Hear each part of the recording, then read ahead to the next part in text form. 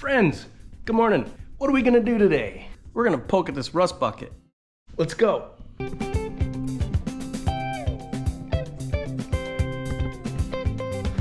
This is a 1928 Ford Model A two-door sedan. What's left of it. It is in extremely rough shape. Most people wouldn't even touch this. But we're gonna see if we can make something cool out of it. It's been nothing more than yard art for probably 10 years. The doors are tack welded on here. The cowl is zip tied into position. And the whole bottom on the passenger side is so rotten, it just has a gangster lean. Gave Alfredo his hat back. So we're gonna go ahead and cut these pieces apart because we need to get this thing sitting straight and level the way it's supposed to be so we can start building some structure on the inside. What? There's a tent stake in my hot rod.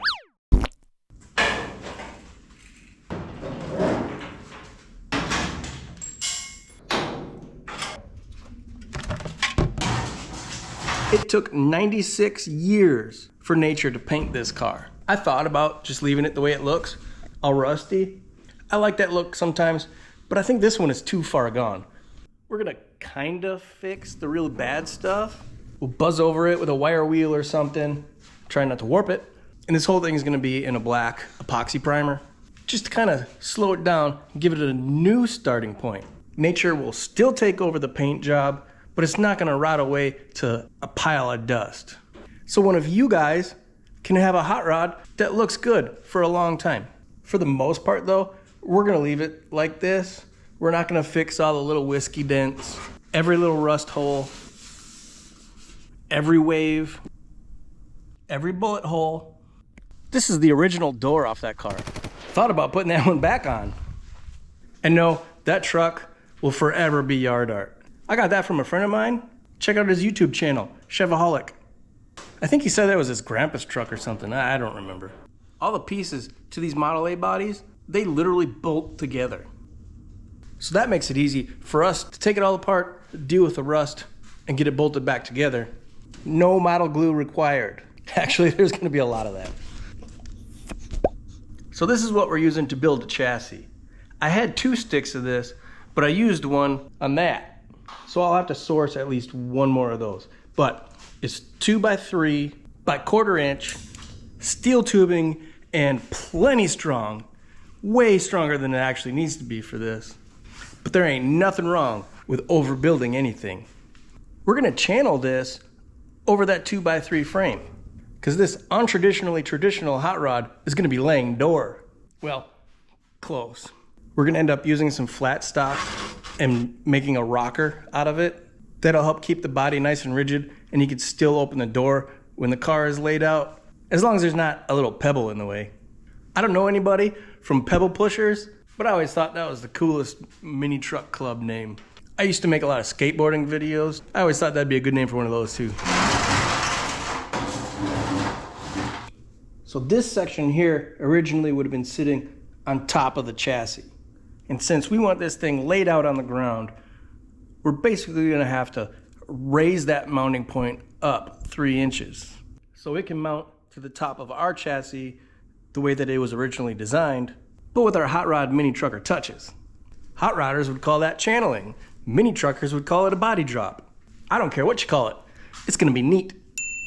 So these structure pieces in here, they do make repops of those, but they're not gonna work for us anyway. So we're gonna cut those old rusty ones out and make our own. Why are you working on the body already? Front to back, top to bottom, you gotta build the chassis first. That works in a shop, guys. We are regular dudes in a regular garage with very limited resources. I wish we could build the chassis first, but in order to build a chassis, we need a rear end. We need wheels. We need a front axle. We need spindles. We need hubs. We need wheels up there. We need an engine. We need a transmission, radiator, fan, 4-link, suspension, wishbones, hairpin, whatever we do up front. What you see here is what we have. Notice there's no money laying there either. So we're showing the world that you can start with nothing more than a rotten body, determination, and a garage. I guess technically you wouldn't even need a garage.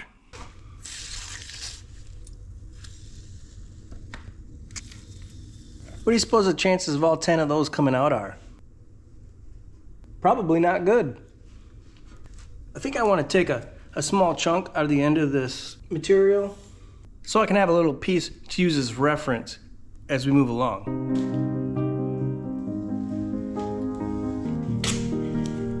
Dang! Someday we'll get one of them nice evolution saws. I should probably work on that sponsorship before we build the chassis for this. Just kidding. Unless they're gonna do it. Come on, old Yeller. It's still you and me.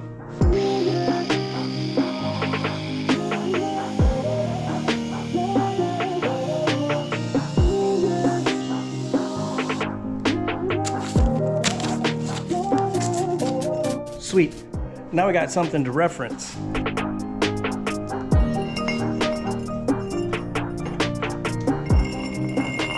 This is going to represent our chassis, and we can move it around all we want.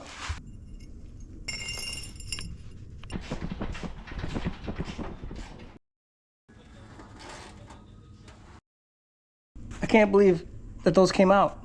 Wow. That's 5 of 10. Spiderwebs. That's a good spider. Bad spiders have stronger webs.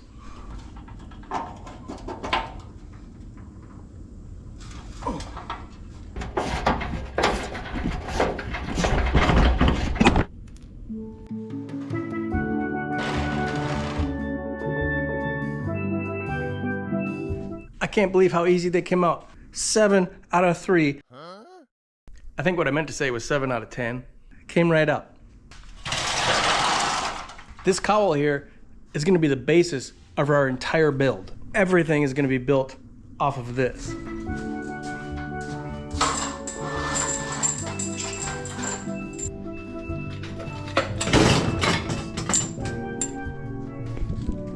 What a nice day. As rotten as this body is, look at the bottom of this cowl. Both sides. And the door jambs. And these are the cornerstone of our entire build. So we have a great starting point here.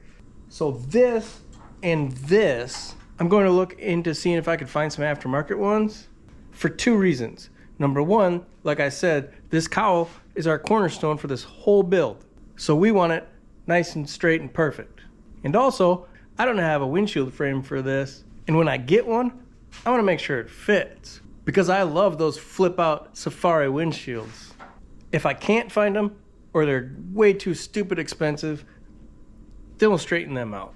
For right now though, we're gonna remove this garbage.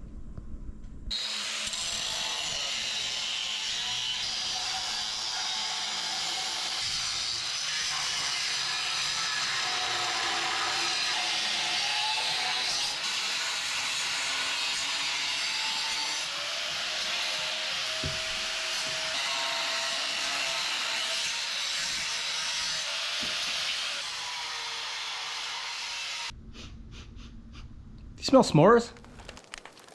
We got a little campfire going on in there.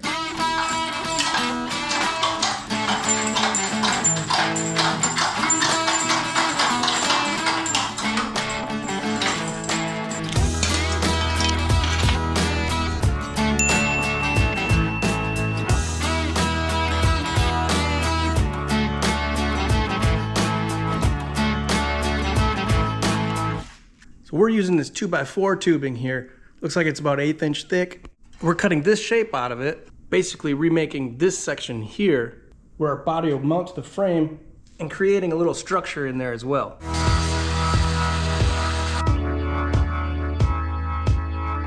Body tapers out a little bit right here, so we're gonna take a little bit out of that bend.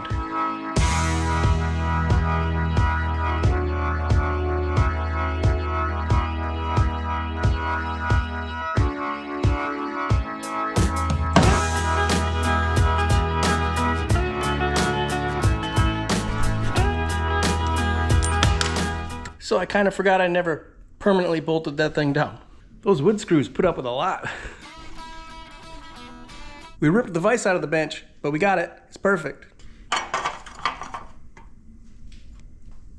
We're cutting up some triangle gussets to put in there now to strengthen that whole corner up.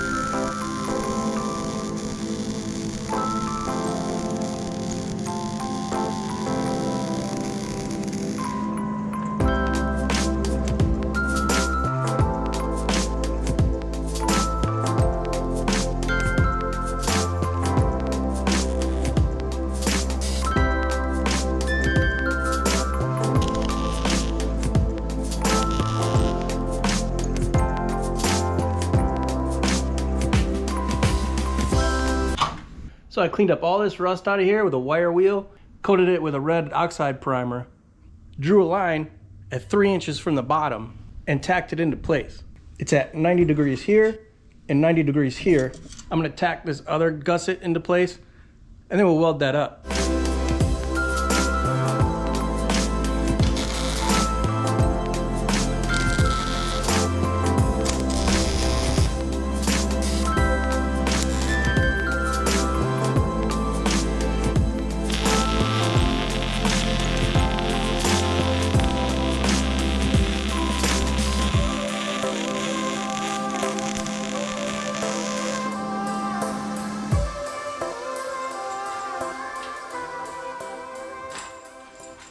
All right, we got that all welded up from what I could get at in that way.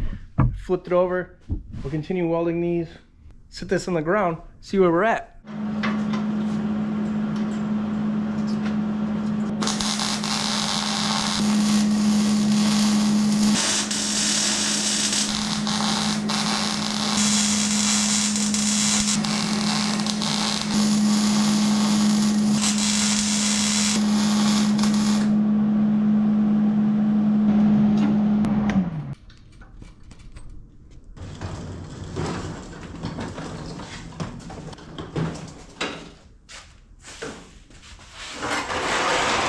All right, we got our little reference piece here. We got our long stick. I'm gonna put that back on the ground, this on the other side, put that cowl down, and see how it turned out.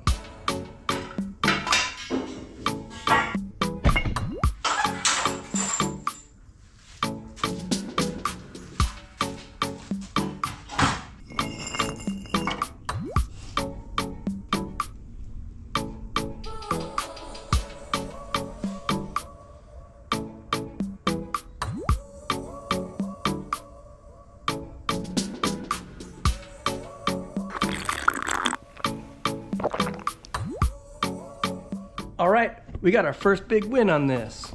Those will be beefed up somehow, someday. Right now, we have a starting point. It all starts here. Next time we work on this hot rod, we're gonna continue what we were doing on this section. That's what it is. Our Yard Art hot rod has started. What do you guys think? Thanks for hanging out today, guys. Hit that subscribe button on your way up. I'll see you out there.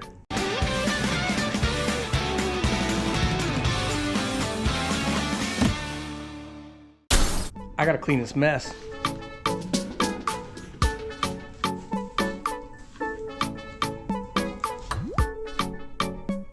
Some help they are.